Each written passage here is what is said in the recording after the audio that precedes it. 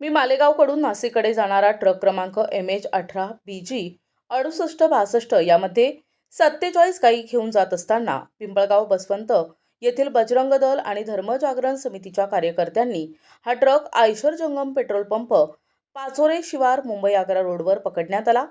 यामध्ये 47 गायी कत्तलीसाठी घेऊन जात होते।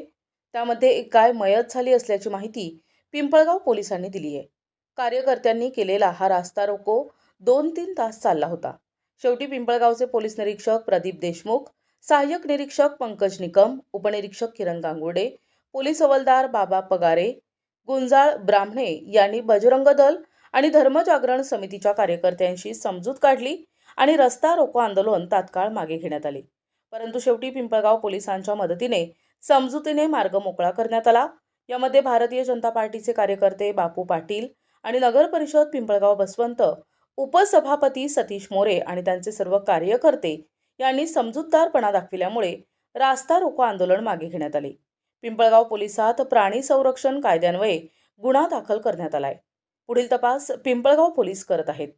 जी काही गोरक्षकांनी ही जी काही गायींची गाडी पकडली, अखंड हिंदुस्थानाची अस्मिता आमची गोमाता आहे आणि ज्या गोमातेची हत्या करण्यासाठी कत्तलखान्यामध्ये नेण्यासाठी आज जर आपण तुम्ही ते दृश्य जर बघितलं असेल तर या 60 गायी अक्षरशः त्यांच्या माना गळफासासारख्या वरती बांधून या ठिकाणी घेऊन जात आहे आणि याला पोलीस प्रशासन सहकार्य करतं। याचं खऱ्या अर्थाने निंदनीय ही गोष्ट आहे।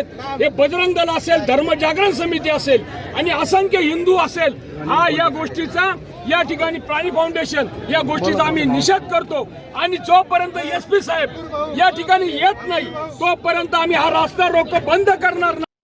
प्रतिनिधी किशोर बस्ते, दिशा न्यूज, कसबे सुकेने।